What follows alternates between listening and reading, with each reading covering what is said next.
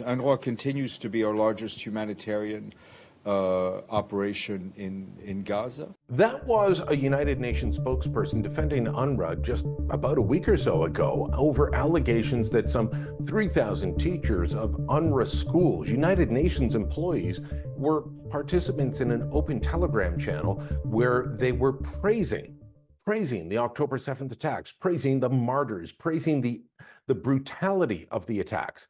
And they just sloughed it off. They said, no, UNRWA has to be part of the solution going forward in Gaza, even though everyone that I spoke to in Israel last week said that UNRWA was part of the problem in Gaza. Across the political spectrum, Israelis were united in two things. Hamas must be destroyed and dismantled. UNRWA cannot be part of the system going forward. That was left, right, and center. Supporters of Bibi Netanyahu, opponents of Bibi Netanyahu, those in the middle, those on the extremes. Everyone was united in that. But here in Canada, we only actually decided to pause the funding of UNRWA. More than $200 million since Trudeau started funding them again back in 2016. More than $200 million.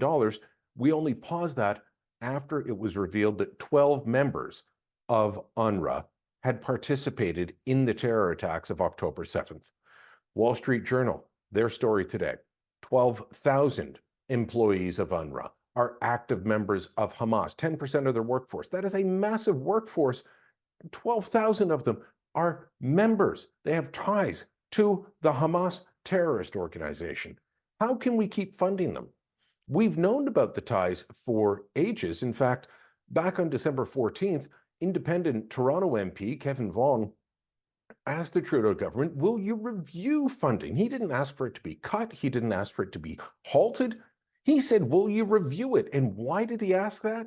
Because there had been shown proof that the various healthcare and educational facilities that the UN agency was operating were used to connect to tunnels, the Hamas terror tunnels, and also that they were used to hide and store munitions and fighters.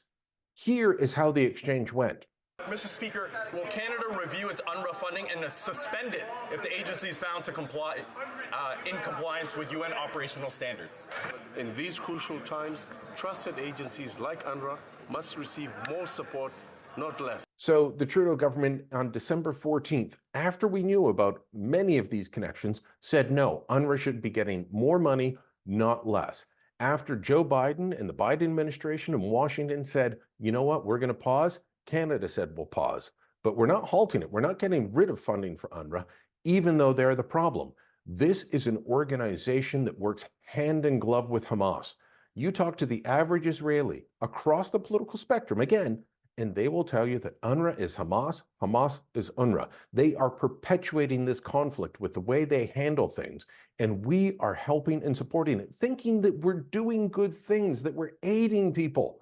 No, we're keeping them in their misery. We are helping a terrorist organization continue the horrific works that hurts the Palestinian people as much as it hurts the Israeli people.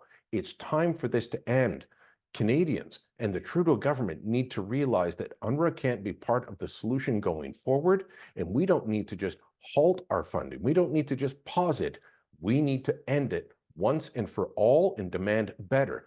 The European Union says UNRWA can't investigate itself. They want to appoint their own person. That's a position that Canada should back and demand that outside people go in and look at the rot in this organization. Let me know what you think. Drop a comment down below. Share this on social media. And don't forget to subscribe to our channel.